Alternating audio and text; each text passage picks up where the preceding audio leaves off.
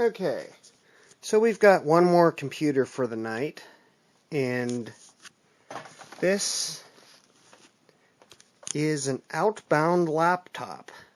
And what this was is a Macintosh clone from the early 90s. And this came out around the time that the Macintosh, a little bit before actually, I believe, than the Macintosh Portable did. Now, I have one of those too, but not here.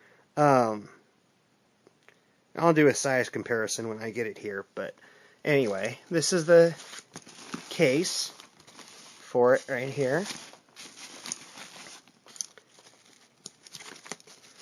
The front pouch, which is appropriate since it's got a little kangaroo there. But we've got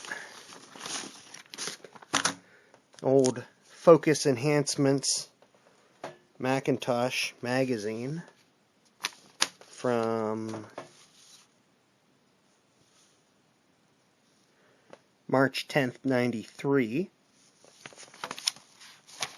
with all memory, networking, SCSI enhancements, connectivity solutions, network access. But anyway, that's not what we're here for. But here we have SCSI adapter and emulator user's guide for the Outbound installation manual. Now,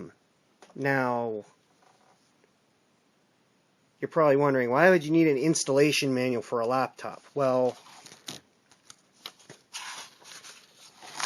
because this Outbound laptop did not,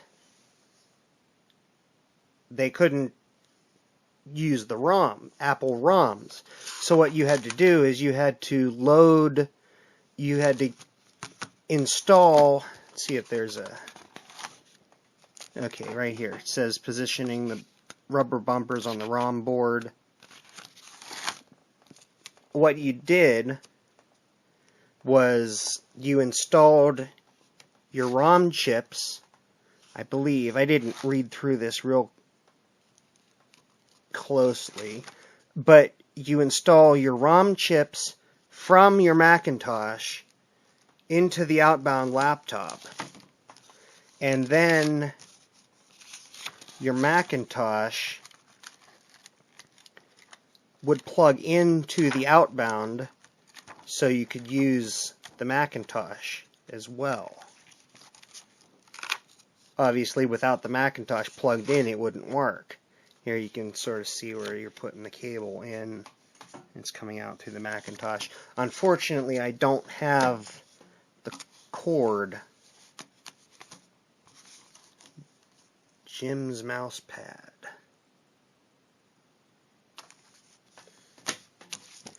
And then we have the Outbound user's guide. See, here we go. Outbound in desktop mode.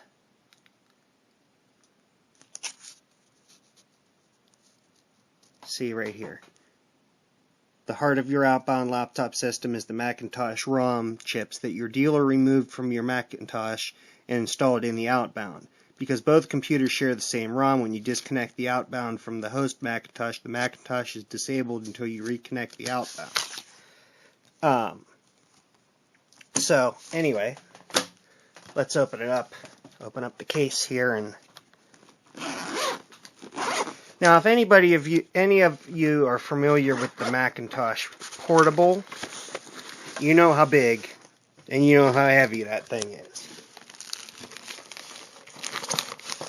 Nothing in there, I don't think. No. And now compare that to this. And this is about the size of a lunchbox. And here, and another pouch. you'll get out the adapter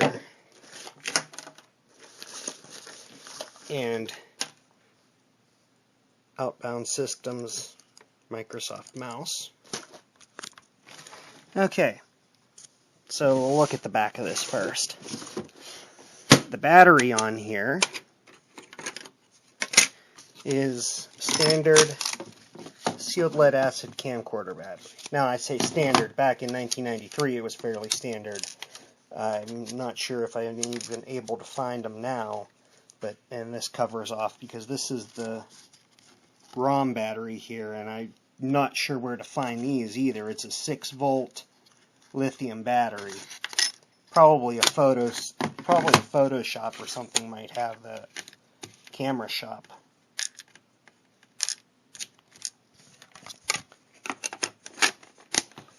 But okay, that's in there. And on this side, obviously, we've got our disk drive. I believe these could have hard drives too, but this one does not have one. The problem with that is that when your battery goes dead, everything in the onboard memory, you can set up a RAM drive on it to load your operating system onto. And obviously, I can't do that because the batteries are dead. But anyway, we have, let's see, what is this? I think we've got a VGA port or a monitor port, 2 serial ports, and then your host connector right here. Now, keyboard, to open the keyboard, pop that up. Whoops. And that up. And the stand, pop that open.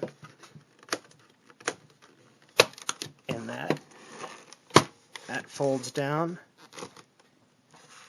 And this folds up like that. And as you can see again, like that other computer, we don't have a keyboard cable. It's another infrared keyboard, and I believe the batteries on this one are dead. But we have a connector there that we can put a cable on it, which I have an old.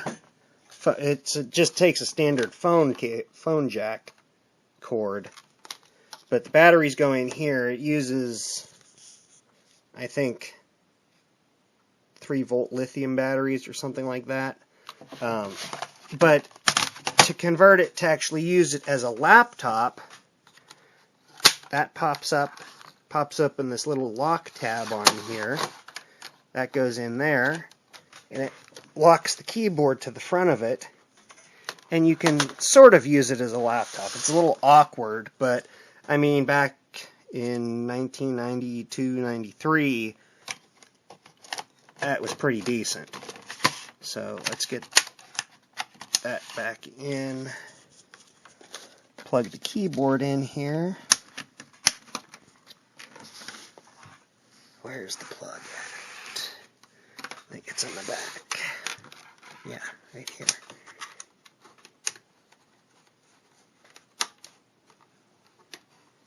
Which way does it go?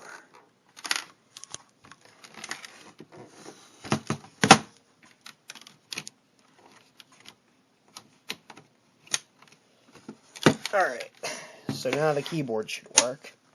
I don't think it's going to do anything because, like I said, there's not going to be an operating system installed on it. Plug in the power.